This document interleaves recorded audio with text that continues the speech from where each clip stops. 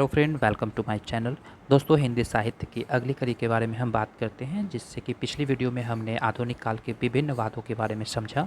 उसी में भारतेंदु युग के बाद से जो द्विवेदी युग का जो समय आया, द्विवेदी युग का जो समय था 1900 से 1920 ईस्वी तक, और द्विवेदी युग का जो नामकरण किया गया वो महावीर प्रसाद द्विवेदी के नाम से किया गया। खड़ी बोली हिंदी के विकास का युग भी इसे कहा जाता है। तो इस संबंध में हम कुछ इंपॉर्टेंट चीज़ों को देखते हैं कि द्विवेदी काल के कौन कौन से कवि थे और इनके प्रमुख जो हैं वो महत्वपूर्ण विश्वसनीय कौन सा हिंदी साहित्य में उनकी रचनाएं हैं, जो कि हम चीज़ों को रिकॉल करने का प्रयास करते हैं एग्जाम से पहले।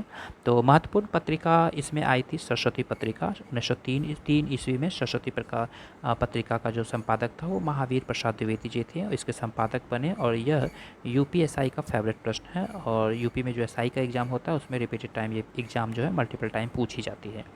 इसके प्रमुख कवि अयोध्या सिंह उपाध्याय थे, जिन्हें हरिऔध के नाम से भी जाना जाता है। इनकी प्रमुख और विश्वसनीय रचना है प्रिय प्रवास, यानी खड़ी बोली हिंदी का प्रथम महाकाव्य हम इसे मानते हैं। तो हिंदी में खड़ी बोली का प्रथम महाकाव्य प्रिय प्रवास को माना जाता है, जिसकी जो रचनाकार हैं वो अयोध्या सिंह उपाध्याय, जिन्हें हरिऔध के नाम से भी जाना जाता है। एक ट्रिक के माध्यम से इसे हम याद रख सकते हैं कि हरि यानी भगवान के लिए अयोध्या वासियों का प्रवास जो है वो वनवास प्रिय था। तो इसे आप कोड बना करके याद रख सकते हैं।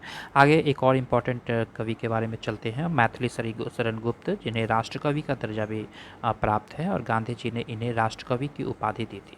तो ऐसा भी प्रश्न पूछा जाता है कि गांधी जी ने कौन से द्विवेदी काल के कवि को राष्ट्रकवि की उपाधि दी थी। तो प्रमुख कवि इसके हो जाएंगे मैथिली शरण गुप्त को। मैथिली शरण गुप्त की कुछ इंपॉर्टेंट रचनाएं हैं, जैसे साकेत जो है महाकाव्य जो है वो मैथिली शरण गुप्त की रचना है। भारत भारती जो है वो मैथिली शरण गुप्त की है। यशोधरा है वो मैथिली शरण गुप्त की है।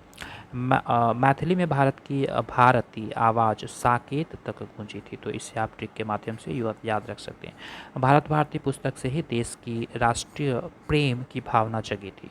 भारत भारती पुस्तक से ही देश में राष्ट्र प्रेम की भावना जगी थी, और किस प्रकार से हमें अपने देश से प्रेम करना चाहिए उसकी रचना भारत भारती के द्वारा ही लोगों में जन्म ली थी। तो प्रमुख कवि के बारे में आगे हम चलते हैं, और द्विवेदी युग के जो और प्रमुख कवि रहे उन्हें माखनलाल चतुर्वेदी को की जो प्रमुख रचना है हिमतरंगिणी, पुष्प की अभिलाषा, कविता चाह नहीं मैं सुरबाला में, इस प्रकार से एक प्रश्न जो है वो व्याख्या दी गई थी। इन्हें एक भारतीय आत्मा कहा जाता है। अगर प्रश्न पूछी जाती है कि हिंदी साहित्य में भारतीय आत्मा कौन से कवि को कहा जाता है, तो ये माखनलाल चतुर्वेदी जी हैं।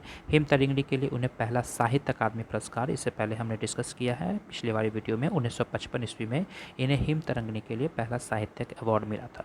वीडियो अच्छी लगी होगी, चैनल को लाइक सब्सक्राइब शेयर करें। धन्यवाद।